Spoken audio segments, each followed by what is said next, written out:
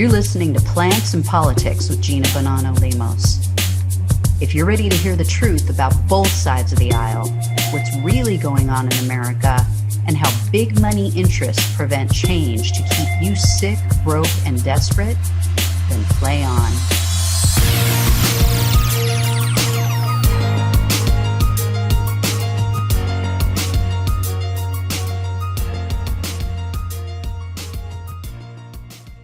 Everyone, welcome to Plants and Politics. This is Gina.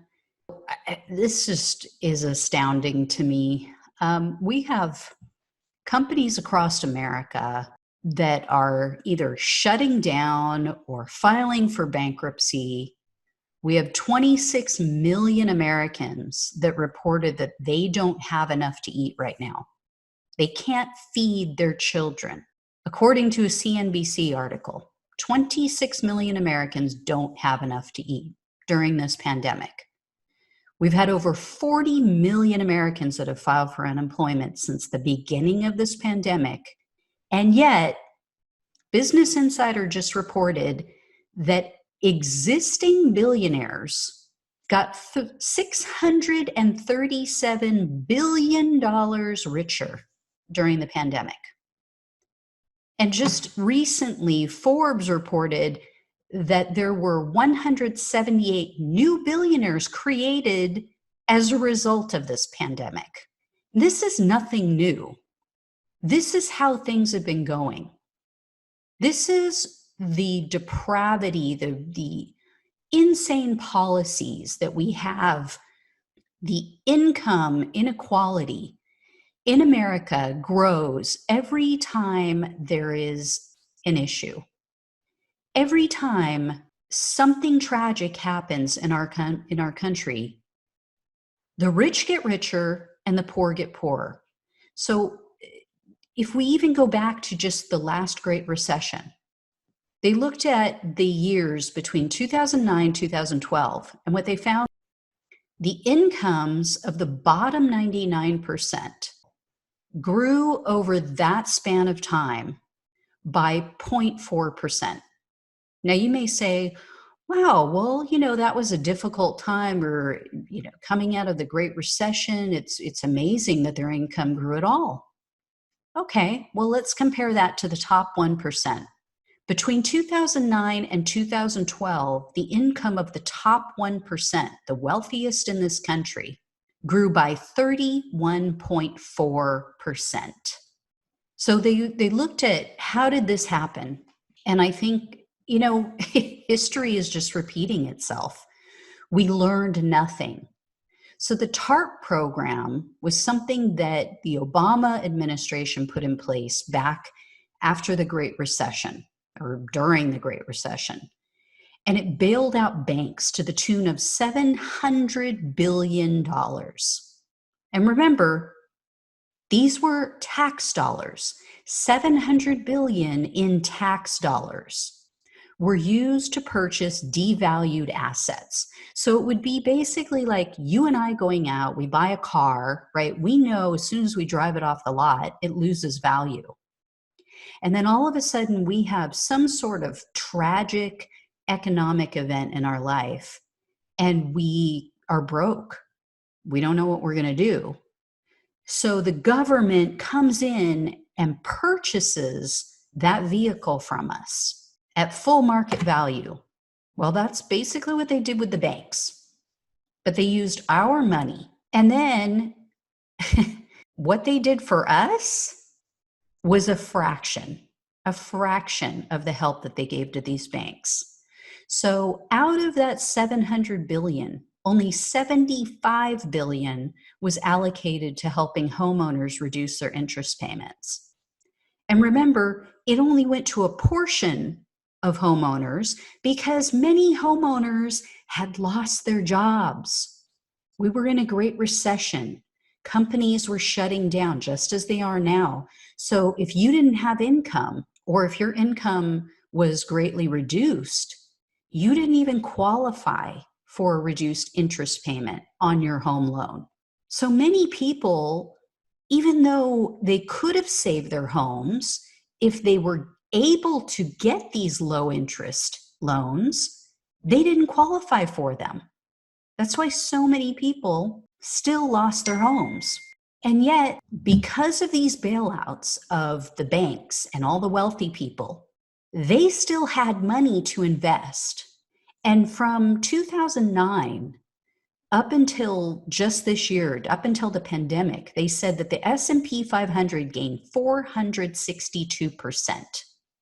So they pointed out that someone who had the money to invest $1 million back in 2009 would have pulled in over 4.6 million since that time, because the stocks jumped that much and they were purchasing at the bottom of the market. They were purchasing at an all-time low in the stock market. And this is what happens, right? This is what happened in the last recession. This is what's happening now. Investors were purchasing homes at rock bottom prices back then, and then holding on to them and renting them out until the market turned around. And then they sell them for double or more what they paid because they got them at rock bottom prices. That's exactly what's happening right now. And this is how it's done. This is why the rich keep getting richer. So Business Insider said, quote, by 2009, the world's high net worth individuals had grown their share of global wealth by 19% to 39 trillion. So from when things tanked in 2007, 2008, I mean, the downturn really started in 2006, but nobody in the press really picked up on it until really 2007. And then by 2008, it was really like rock bottom. So by then, just in that year or two, they had already grown their wealth by 39 trillion. And it said by 2020, by this year, the combined wealth of the billionaire class in the US had increased by over 80%. They also pointed out that the taxes billionaires pay since 1980 has decreased by 79%. So while their wealth is growing, while they are growing their generational wealth, because they're going to leave this to their children, right?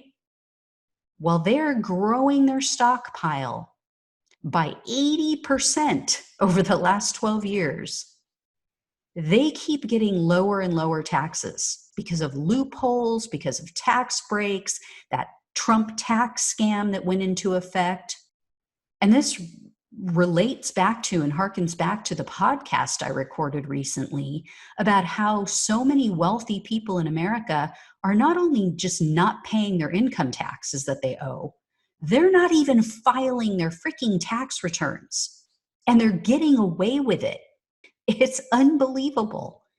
They're also hiding a lot of their wealth offshore. So they noted that a study in 2012 found that as much as 32 trillion, not billion, $32 trillion is being held offshore by the world's wealthiest people. So they're literally hiding this money from taxes because, God forbid, they only have 79 billion instead of 80 billion.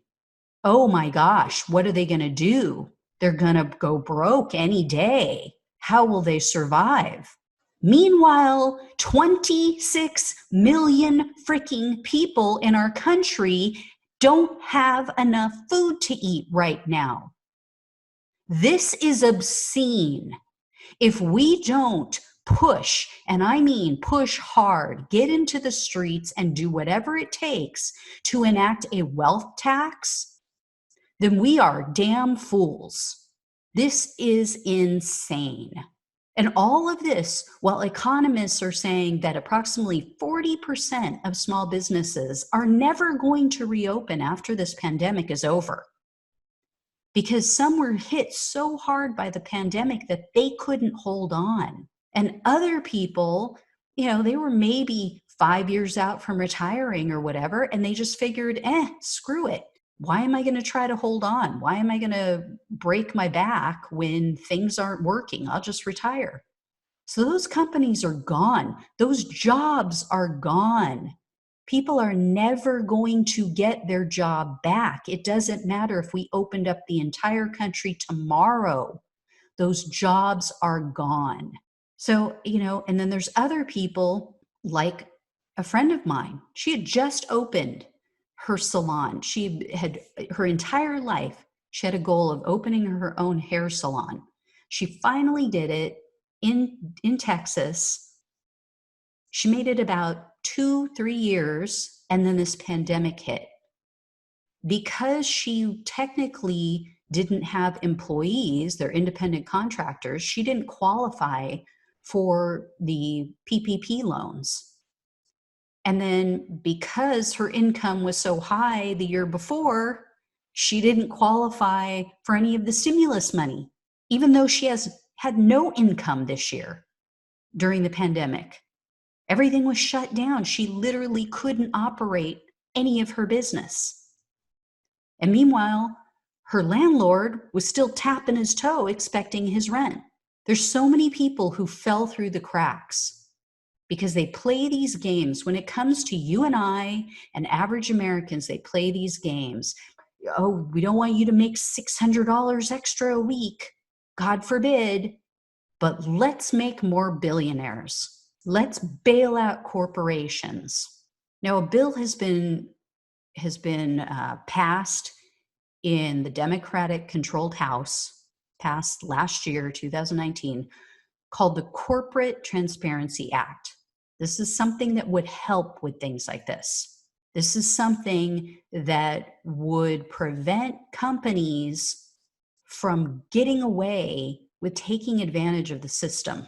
But essentially, Republicans have stalled it in the Senate. So Mitch McConnell refuses to even bring it up for a vote. And let's be clear, establishment Dems knew this wasn't going anywhere. This was a great way for them to virtue signal and pretend to give a damn while passing the buck and pushing it off to the Senate and scoring political points. They knew, though, this had no chance whatsoever of passing. So, but how does this help? How does this bill and this proposed law help?